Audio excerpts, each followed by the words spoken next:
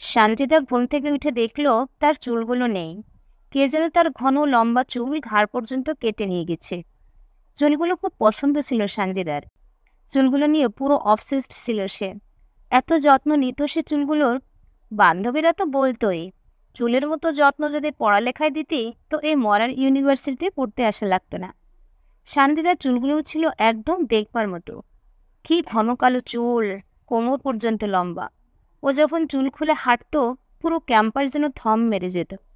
ছাত্র তো ছাত্র, ছাত্রী এমনকি টিচাররা পর্যন্ত ওকে মেরে দেখতেন সানজিদার চুল। সেই চুলগুলো নেই আজ। সানজিদা চিৎকার করে কেঁদে উঠল। ওর রুমমেট শর্মি, দিয়া আর মোনা লাফিয়ে উঠল সেই কান্নার শব্দে। প্রথমে অবাক হলেও সানজিদার চুলের দিকে তাকিয়ে তাদের আর কিছু জিজ্ঞেস করতে হলো না। শর্মি বলল, কেটে ফেললে চুলগুলো? সানজিদা চিৎকার করে কান্নার বেগ বাড়িয়ে বলল, আমি কেটেছি চুলগুলো? আমি কেটেছি? সকালে উঠেই দেখি এই অবস্থা। কে করলো এমন কাজ? কে? ওর বান্ধবী তিনজন মুখ চাওয়াচাই করলো, কিছুই বুঝতে পারছে না। রাতের বেলায় ওরা দরজা জানালা সব ভালো মতো লাগিয়ে ঘুমায়। বাইরে থেকে কারো ঘরে ঢোকা সম্ভব নয়। তবে কে কাটলো চুলগুলো? সানজিদা সরাসরি দেয়ার দিকে তাকিয়ে বলল, আর ন্যাকামি করতে হবে না। বল, কেন কাটলি চুলগুলো? দিয়া অবাক হয়ে বলল, আমি? আমি কেন তোর চুল কাটতে যাব? তুই কেটেছিস।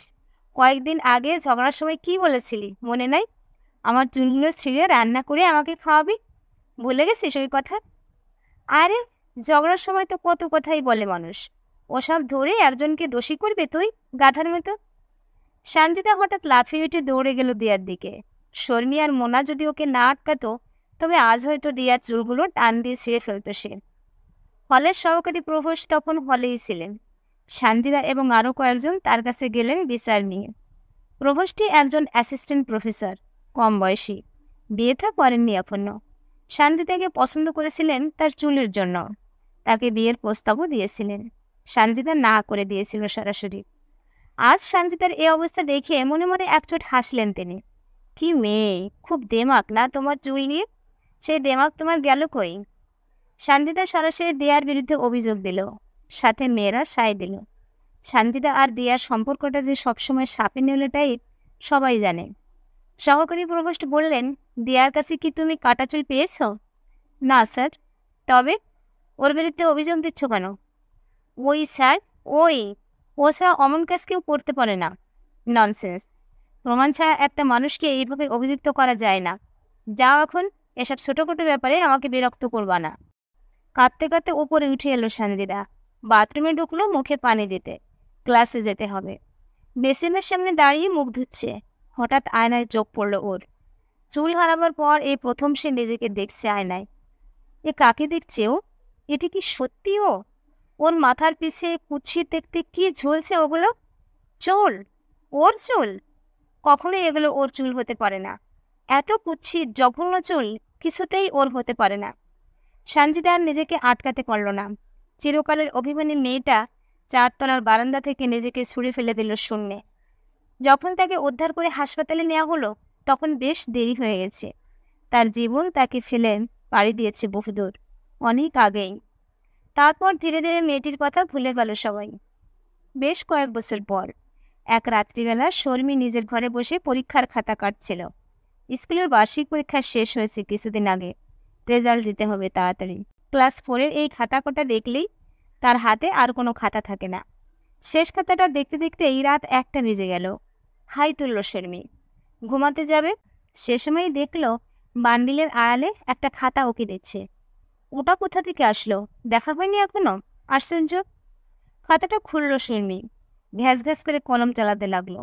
শেষ পৃষ্ঠায় পৌঁছে ও পৃষ্ঠাটা ওল্টালো। তখনই একটা ধাক্কা খেলো যেন।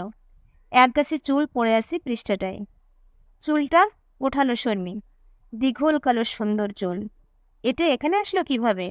যার খাতা দেখছে তার চুল? খাতাটা ওল্টালো শর্মি। কার খাতা? নামটা দেখবে। সানজিদা। একটা ধাক্কা খেলো শর্মি। বহুকাল আগের একটা কথা যেন হঠাৎই বিদ্যুৎ চমকের মতো খেলে গেল মাথায়। খাতাটা রেখে দিল শর্মি। দেখবে না, অসুস্থ লাগছে, মাথা ঘোরাচ্ছে। চুপচাপ উঠে বিছানায় গেল সে, শুয়ে পড়বে। তখনই খুব অস্বস্তি লাগা শুরু হলো। চক্কর দিল মাথা। পেটটাও উঠল গলিয়ে।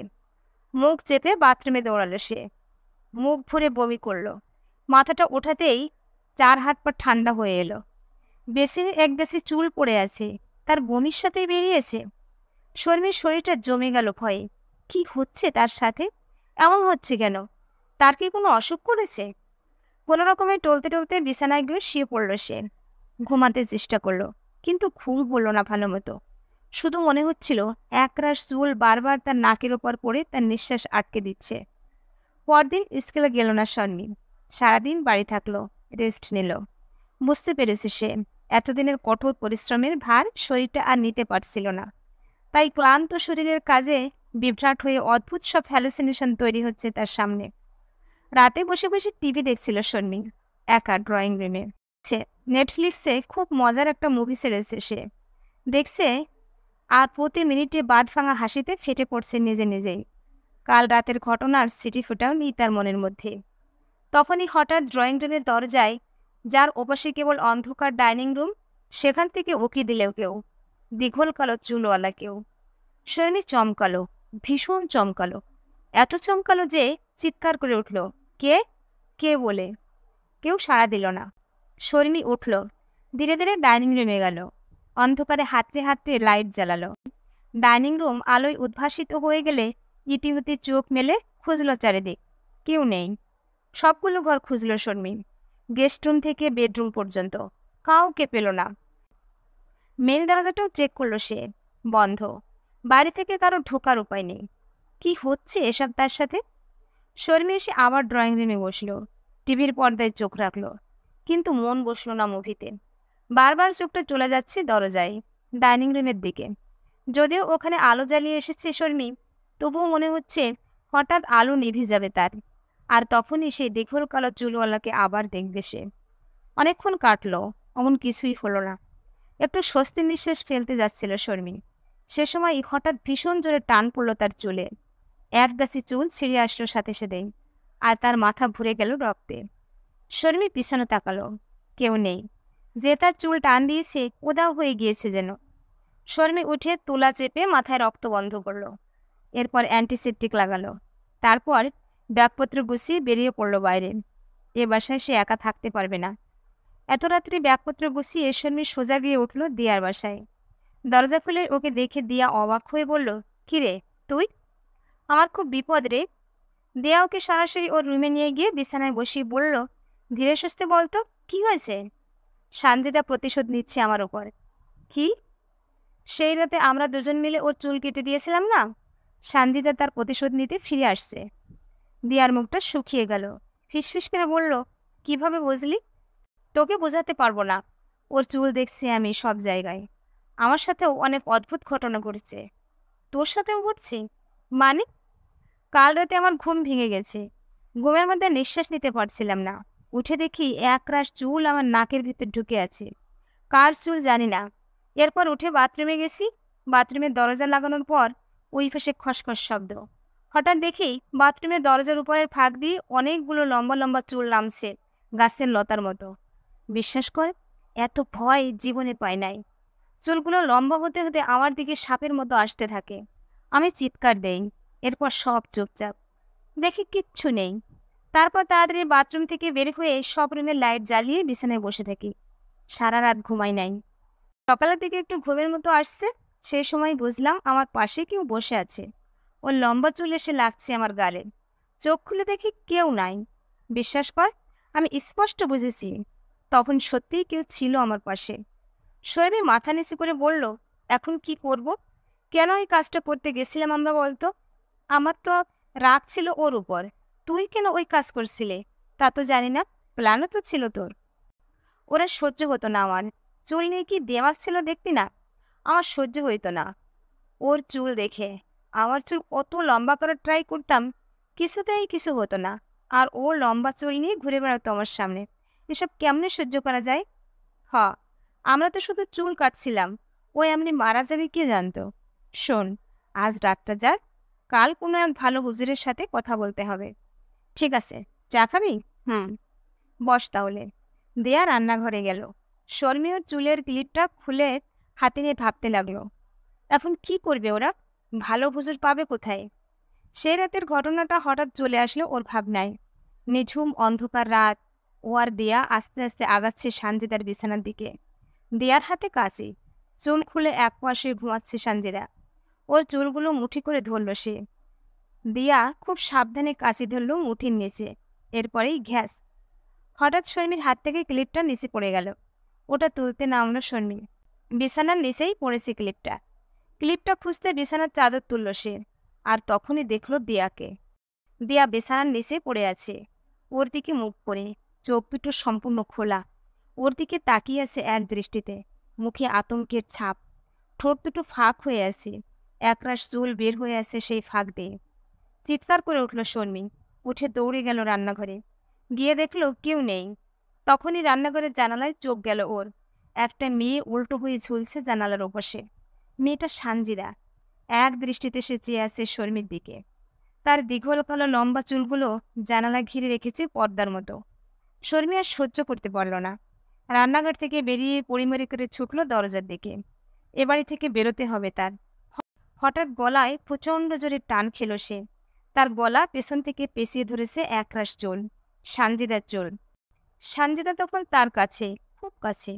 পেছন থেকে তার কানের কাছে মুখ নিয়ে ফিসফিস করে বলল, তোরা কেন আমার সাথে অমন করলি? কেন? শর্মি কিছু বলতে পারছে না। তার শ্বাস আটকে আসছে, চোখ ভরে উঠেছে পানিতে। এক মুঠো বাতাসের জন্য হাঁসফাঁস করছে সে। পুলিশ যখন শর্মি আর দিয়ার লাশটা আবিষ্কার করল, তখন প্রায় 15 দিন পেরিয়ে গেছে। ঘরের ভেতর থেকে কেমন পচা গন্ধ আসছিল বলে প্রতিবেশীরা অভিযোগ করেছিল পুলিশকে। পুলিশ ঘরের দরজা ভেঙে শর্মি আর দিয়ার লাশ উদ্ধার করে। এতদিনে লাশ অনেকখানি পচে গুলে গিয়েছিল। তবুও সুরতহাল আর পোস্টমর্টেম রিপোর্ট মিলিয়ে কিছু কিছু বিষয় জানতে পারল পুলিশ। শর্মির গলায় তার নিজের চুল পেঁচানো ছিল। দেয়াল লাশটা ছিল তার বেডরুমে বিছানার নিচে। তার মুখের ভেতরে ছিল তার নিজের মাথার চুল। এমনটা সে কেন করেছিল? বা শর্মি বা কেন নিজের চুল নিজের গলায় পেঁচিয়ে আত্মঘাতী হলো? অথবা অত রাতে শর্মি নিজের বাসা থেকে এত দূরে এসে দিয়ার বাসাতে কি করছিল? এ সকল প্রশ্নের উত্তর দিতে পারল না কেউ। আরেকটা প্রশ্নের উত্তরও কেউ দিতে পারল না। সেদিন রাতের বেলা, যেদিন দিয়ার বাড়িতে এই ভয়ঙ্কর ঘটনাটা ঘটেছিল, সে সময় বাড়ির প্রতিটি ফ্লোরের সিঁড়িতে সামনে লাগানো সিসিটিভির ফুটেজে এক মেয়েকে সিঁড়ি বেয়ে নেমে যেতে দেখা যায়। মেয়েটির মুখ দেখা যাচ্ছিল না। তার মুখ আড়াল করে রেখেছিল তার মাথা বেয়ে নেমে আসা দীঘল কালো লম্বা চুলগুলো। সেই মেয়েটি যে কে, কেউ বলতে পারল না। প্রিয় ভিউয়ার্স, গল্পটা ভালো লাগলে একটা লাইক দিবেন আর কমেন্টে আপনাদের মূল্যবান মতামত জানাবেন। পরবর্তীতে এরকম আরো সুন্দর সুন্দর গল্প শুনতে চাইলে আমার চ্যানেলটা সাবস্ক্রাইব করে পাশে থাকুন। ধন্যবাদ।